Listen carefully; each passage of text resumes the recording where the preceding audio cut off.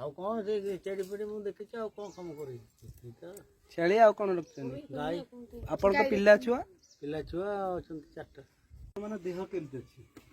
ଜର ଥଣ୍ଡା କାଶ ଝାଡା ଥଣ୍ଡା ଫଣ୍ଡା କିଛି ନାହିଁ ଭଲ ଅଛି ନା ଏବେ ଟିକେ ଭଲ ଅଛି। ବର୍ଷାରେ ଆପଣ କେମିତି ଓଦା ଫଦା ହଉଛନ୍ତି? ବାହାରକୁ ଯାଉଛନ୍ତି କାମ କରିବାକୁ? ନାଇଁ ବାହାରକୁ ଯାଉନି।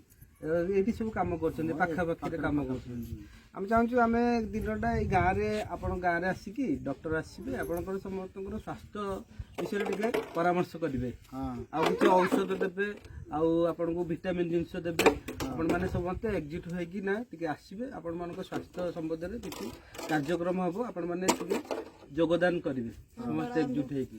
ଆଉ ଆପଣଙ୍କର କଣ କଣ ଦରକାର ହଉଛି ଏଠି କରିବା ପାଇଁକା ମା ମାନଙ୍କୁ ଟିକେ ଆପଣ ବୁଝାନ୍ତୁ। ଆମେ ଚାହୁଁଛୁ କିଛି କରନ୍ତୁ। ବର୍ତ୍ତମାନ ଆମେ ମଞ୍ଜି ଫଞ୍ଜି ଦେଇଥିଲୁ, ସେମାନେ ଗଛ ଲଗେଇଛନ୍ତି, ଖାଉଛନ୍ତି। ଆଉ ଯଦି କୁକୁଡ଼ା ଚାଷ ଛେଳି ଚାଷ କରିବେ କଣ କରିବେ ତାହେଲେ ଆମେ ସେଥିପାଇଁ ଆମେ ସଂଗଠନ ତରଫରୁ ଆପଣଙ୍କୁ ସାହାଯ୍ୟ କରିବୁ।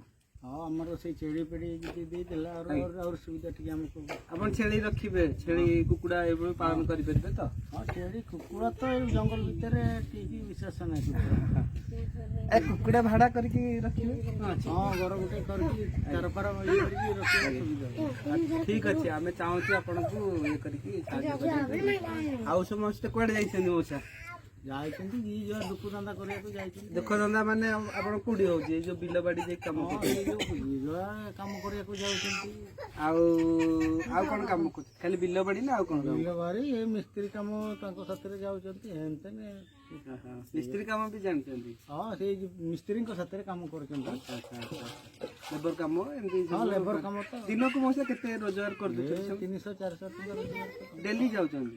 କୋଉ ଦିନ ଯାଉଛନ୍ତି କୋଉ ଦିନ। କିନ୍ତୁ ଆପଣ ଗୋଟେ ମଉସା ବାପ ତୁଲ୍ୟ ଲୋକ, ଆପଣଙ୍କ ପିଲାମାନଙ୍କୁ ଏମାନେ ରୋଜଗାର କରୁଛନ୍ତି, ଆଗକୁ କେମିତି ବଢିବେ ତାଙ୍କ ଛୁଆ ମାନଙ୍କୁ ଟିକେ ପାଠ ସାଠ ପଢିବା ପାଇଁକା ତାଙ୍କୁ ଟିକେ ଆପଣ କୁହନ୍ତୁ। ଆମେ ବି ଆସୁଛୁ ସେଥିଲାଗି ଆମେ ସାହାଯ୍ୟ କରୁଛୁ। ଏଠି ସ୍କୁଲ ଖୋଲା ହେଇଛି, ଆପଣ ଟିକେ ବୁଝେଇବେ ଆପଣଙ୍କର ପିଲାମାନଙ୍କୁ, ଆପଣଙ୍କର ଛୁଆ ମାନଙ୍କୁ, ବୋହୂ ମାନଙ୍କୁ, ମା ମାନଙ୍କୁ କହିବେ ଯେ ପାଠ ପଢିବା। ଆମେ ଯଦି ଶିକ୍ଷିତ ହବା ତାହେଲେ ଆଗକୁ ଆମେ ବଢିବା, ନହେଲେ ଆମେ ସେମିତି ହେଇକି କେମିତି କାମ କରୁଥିବା, ସେମିତି ଆମେ ହେଇକି ରହୁଥିବା, ଆମେ କିଛି ଶିଖି ପାରୁନଥିବା। ସେଥିପାଇଁ ଆମକୁ ଶିକ୍ଷା ନିହାତି ଦରକାର। ଶିକ୍ଷା ସହିତ ଆମେ କିଛି ରୋଜଗାର କରିବା। ଏ ଯୋଉ ନିଶା ବିଷୟ ଆମେ ଖାଉଛେ ଗାଁରେ, ଆମେ ସବୁ ହାଣ୍ଡିଆ କରୁଛେ, ହାଣ୍ଡିଆ ପିଉଛେ, ଏଟା କଣ ନିଶା ଖାଇଲେ ଆମର ନିଜ ଦେହ କ୍ଷତି ହଉଛି, ରୋଗ ହଉଛି, କିଡନୀ ଖରାପ, ହାର୍ଟ ଖରାପ ହଉଛି। ଭଲ ଜିନିଷ ଖାଇବା, ଆମେ ଭଣ୍ଡା ଖାଇବା, ଗଛରେ ଶାଗ ଗଛ ଲଗେଇବା, ଶାଗ ଖାଇବା, ଆମେ ସେଥିରେ ରକ୍ତ ହବ, ଇଏ କରିବା। ସେଥିପାଇଁ ମୁଁ ଆପଣଙ୍କୁ ଅନୁରୋଧ କରୁଛି, ପିଲାମାନଙ୍କୁ ବୁଝାନ୍ତୁ, ଆପଣମାନେ ଖାଇବା ପିଇବା କରନ୍ତୁ, ମେଡିସିନ ଖାଆନ୍ତୁ, ଆଉ ଭଲରେ ପିଲାଙ୍କୁ ପାଠ ପଢିବାକୁ ଟିକେ ଆପଣ ଟିକେ ଇଏ କରନ୍ତୁ। ଏତିକି କହିଛି, ଆପଣଙ୍କୁ ନମସ୍କାର କରୁଛି ଆଜ୍ଞା ହେଲା।